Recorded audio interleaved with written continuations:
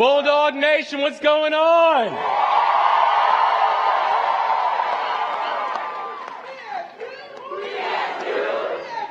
BSU.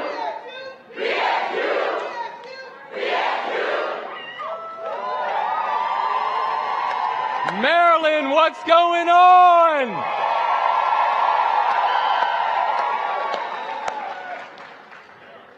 We are so energized and ready. This is our time, Maryland. This is our time.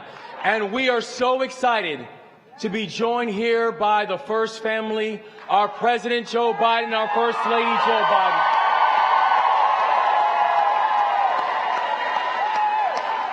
I tell you, Madam First Lady, we are so grateful for your leadership, and I want to give a special shout out to how you have supported higher education throughout your entire career. And I do want to give a special shout out also about the way that you've supported our community colleges. There are 16 remarkable community colleges here in the state of Maryland, and the First Lady is right. I did end up as a Rhodes Scholar, ended up becoming the first black Rhodes Scholar in the history of Johns Hopkins University. But I'm a very proud two-year college, and the ring that I wear on my finger is from my two-year college. I know my foundation.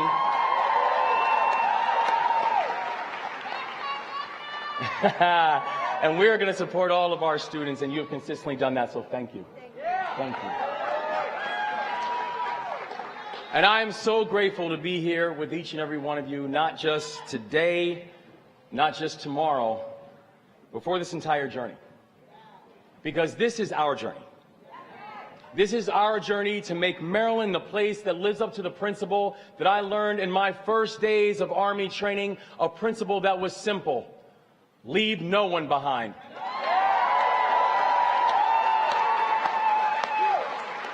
And I want to be clear. After tomorrow, if I am blessed enough,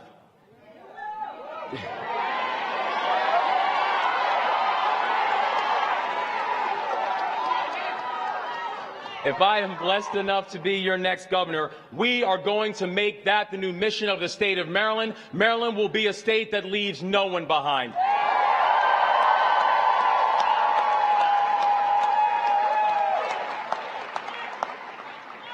You know, it was interesting. It was interesting, Senator. The other day, a reporter actually asked a question, and they said, "Why are you all campaigning so aggressively?" And she said to me, "Haven't you seen the polls?"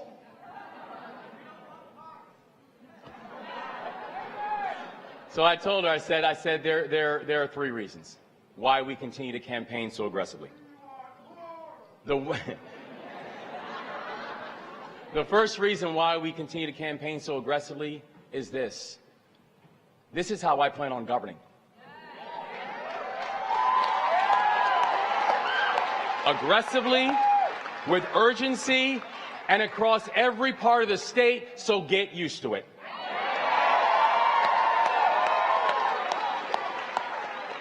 The second reason is because the only poll that matters is Election Day.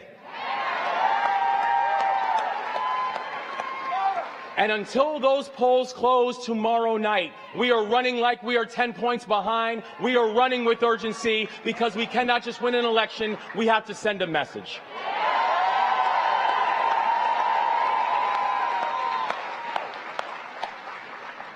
And the third reason is also simple. Because the stakes are too high to do anything different. The stakes are too high. These are uncertain times.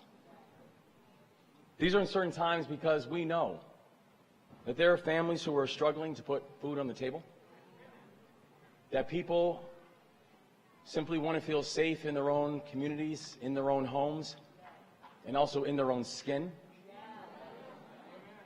We know that these can be uncertain times for families who want to make sure that their children are going to a safe and a quality public school.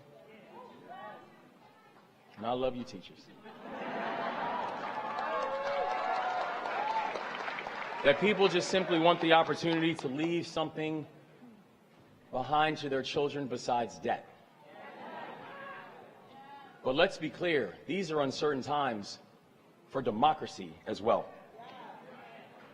The principles of the nation that I love are under a level of unprecedented assault.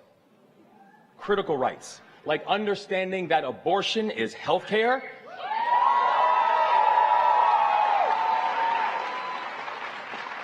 and we are going to fight to make sure that Maryland is a safe haven for reproductive freedoms and reproductive health.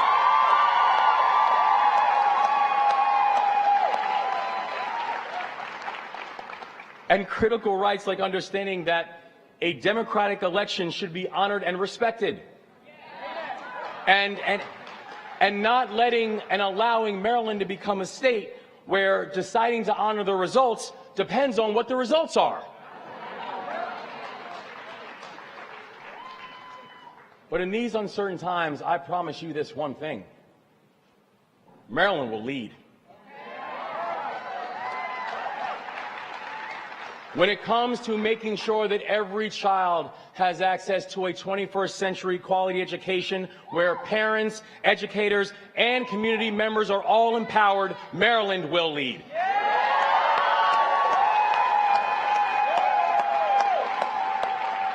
And by the way, that includes that we will make sure that we are implementing free pre-K for every child in need in the state of Maryland.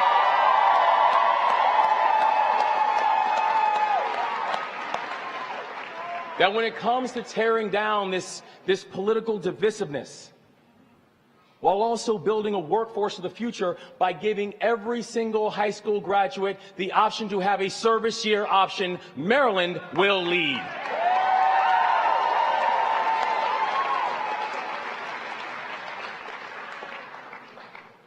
When it comes to creating a safe haven for abortion access and honoring the fact that that difficult decision to have an abortion should be made between a woman and her doctor, Maryland will lead.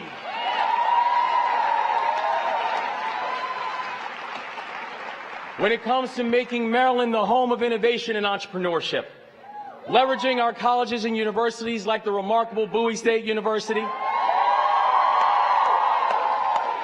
and by the way, the other three HBCUs that Maryland has in the state of Maryland, investing in apprenticeship programs and trade programs and supporting our workers, teaching our students how not just to be employees, but how to be employers, forging an economic growth that we can all benefit from and not just some. Maryland will lead.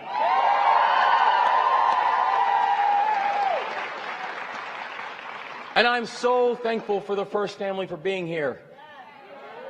So thankful.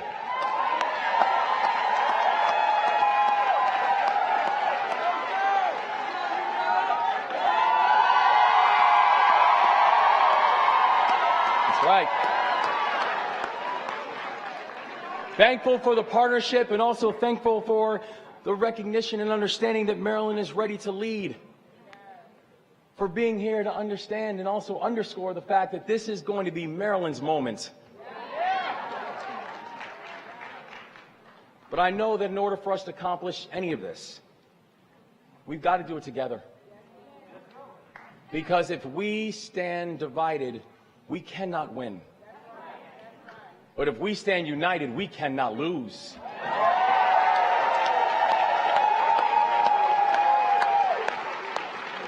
And not just over the next day, and as folks in the military and folks who have seen us on the campaign trail, it's not, a day to wake up. We just got a wake up left, y'all.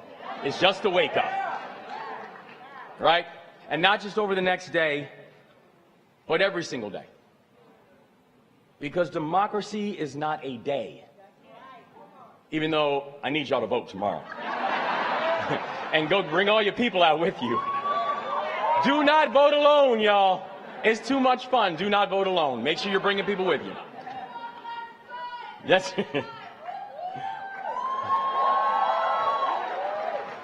But democracy is not a singular act. It's an honored commitment. I love this state.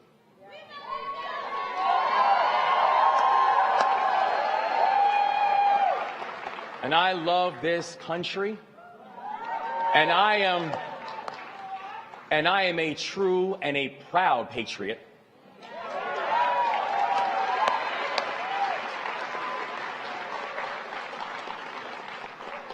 Where I proudly laid my life on the line to defend this country, and I would do it over and over and over again.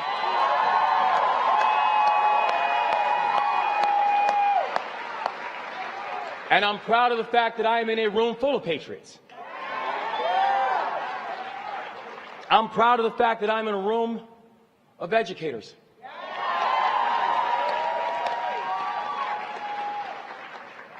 Who come into the classroom before the sun comes up, who do not come home until the sun is already down, because you understand that our state's future fills your classrooms. Patriots, our workers, who every day are making sure that the buildings are getting built, our roads are getting fixed, our bridges are sound. Patriots, our nurses and our doctors and our medical technicians.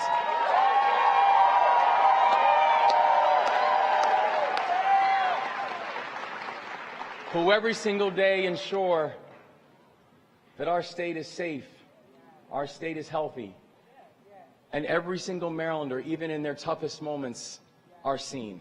Patriots.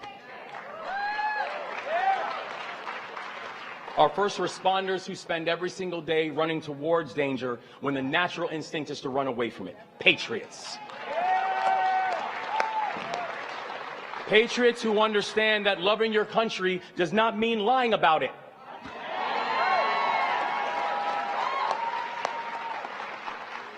And who understand that fighting for democracy does not mean working to destroy it. Patriotism isn't simply waving a flag. Patriotism is giving that flag breath and life. And to show people that the flag represents so much more than just simply an ideal. It represents a promise and a hope. The same promise and the same hope that my immigrant single mother latched onto after my father died in front of me when I was only 3 years old. We refuse, and we will not allow one group to lay claim to the notion of patriotism, especially when that entails denying elections and storming the Capitol.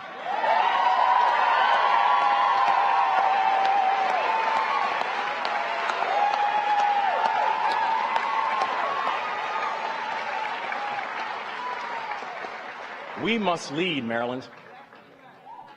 We will lead, Maryland. So join me. Vote. Vote. And then let's get to work together. Build with me. Come together with me. Join us to make this Maryland's decade.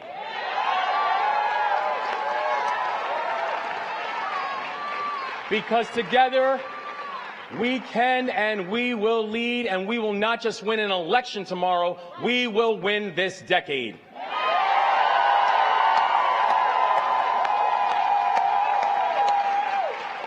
And we will do it shoulder to shoulder with our next speaker. A man who understands what it means to be a patriot. Because we're talking about a man who has devoted his life to service.